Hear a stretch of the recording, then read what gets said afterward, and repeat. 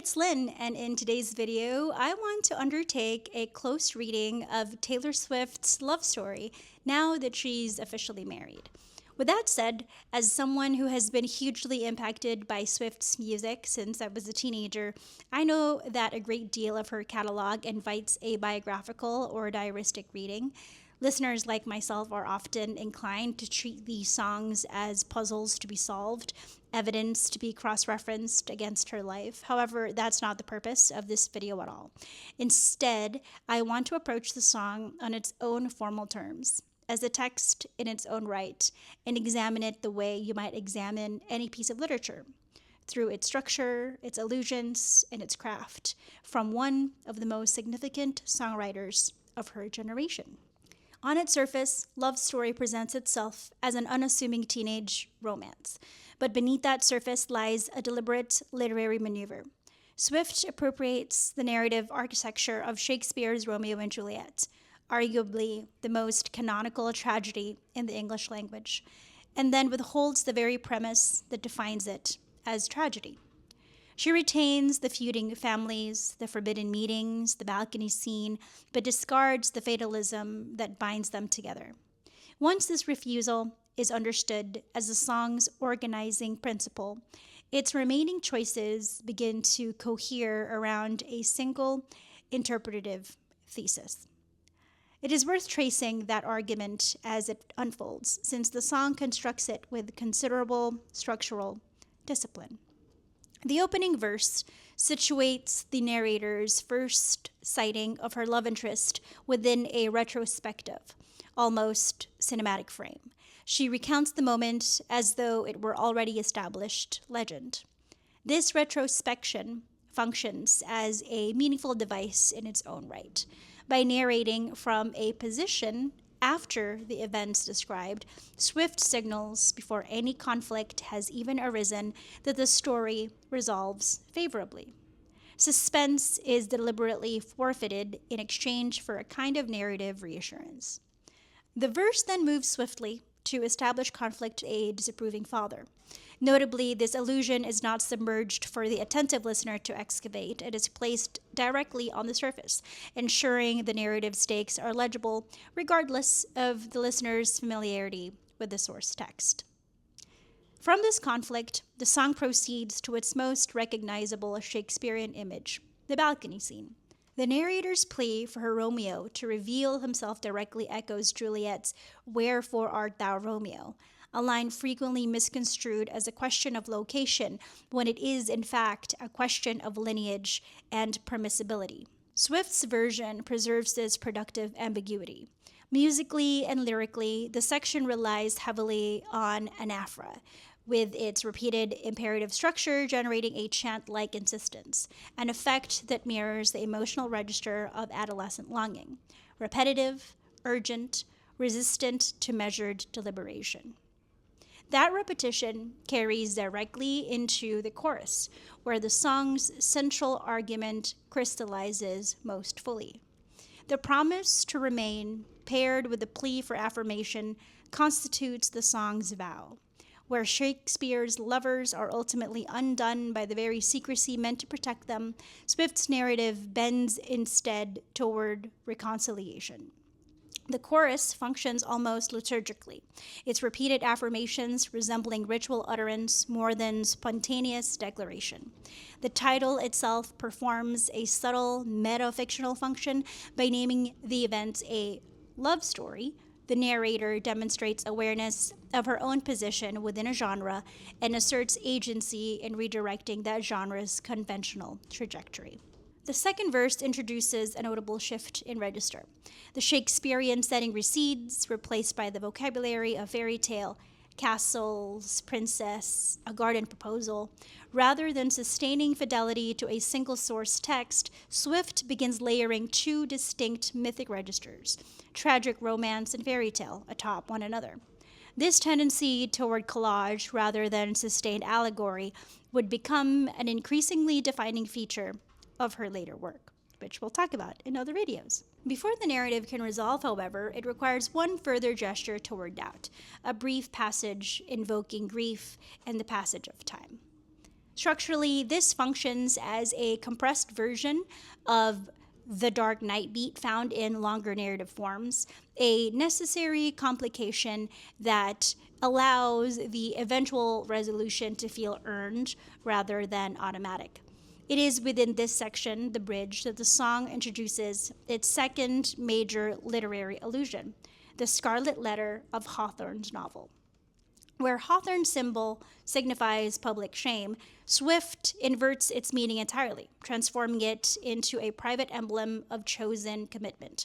This is a fairly sophisticated interpretive inversion for a work of this scale, layering a second canonical reference directly atop the first. What follows is the narrative's climactic reversal. The father figure, previously the romance's principal obstacle, returns in a posture of blessing rather than disapproval.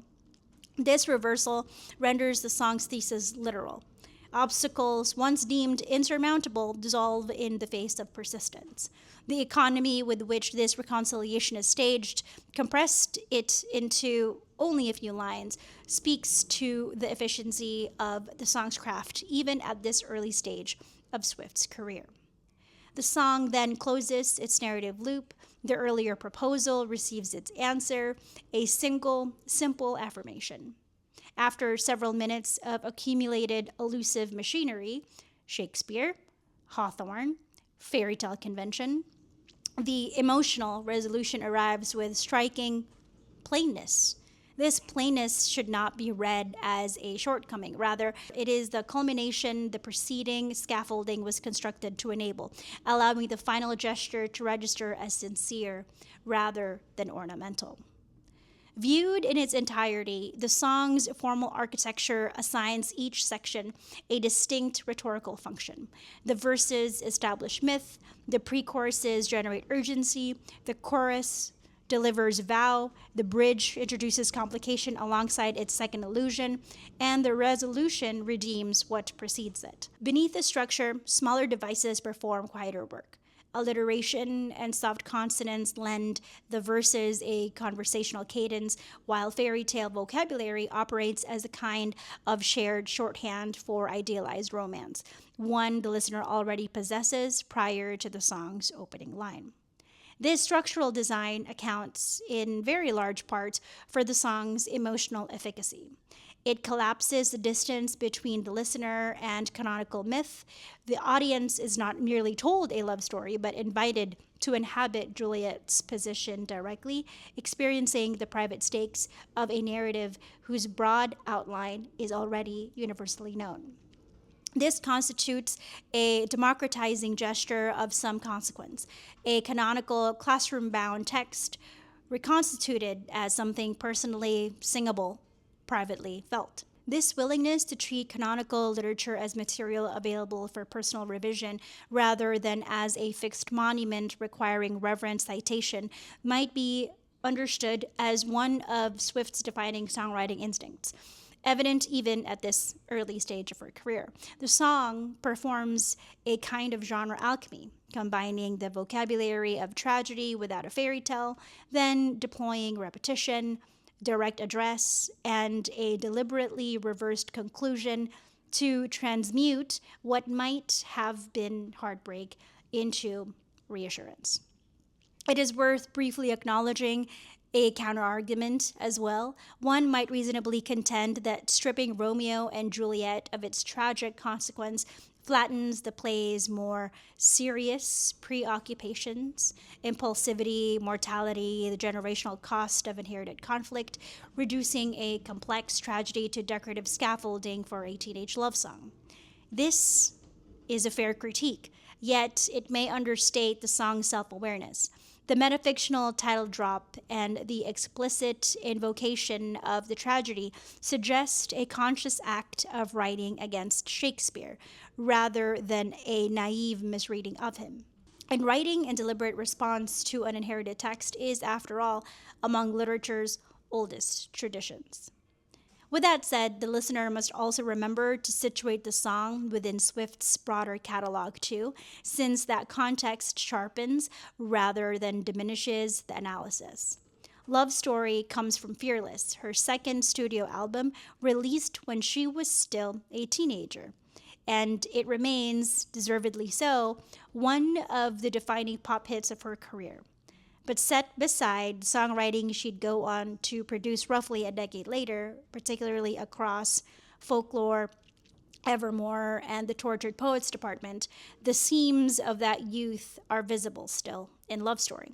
The allusions here are declarative rather than embedded, the emotional register is comparatively uncomplicated, and the resolution arrives without much interest in ambiguity.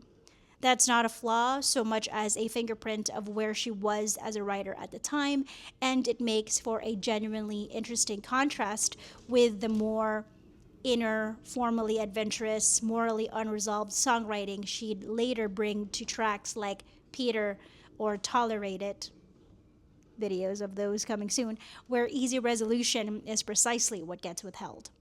Ultimately, Love Story endures because it enacts a form of wish fulfillment through literary revision. It borrows the emotional grammar of both tragedy and fairy tale, then quietly rewrites an ending its audience already knows by heart, offering simultaneously the pleasure of recognition and the pleasure of subversion. That combination, scholarly borrowing set alongside genuine emotional accessibility, accounts for why the song continues to resonate nearly 2 decades after its release. It's amazing how confidently a 17-year-old's revision of Shakespeare holds up under this kind of scrutiny, proof that accessible songwriting and genuine literary craft were never mutually exclusive, even this early on in her catalog. If you caught a detail I didn't touch on, or you read the reading differently, or any parts of the song differently, drop it down in the comment section below. I'd love to interact with you. And as always, thank you so much for watching. You are awesome, stay awesome, and I'll see you in my next video. Bye!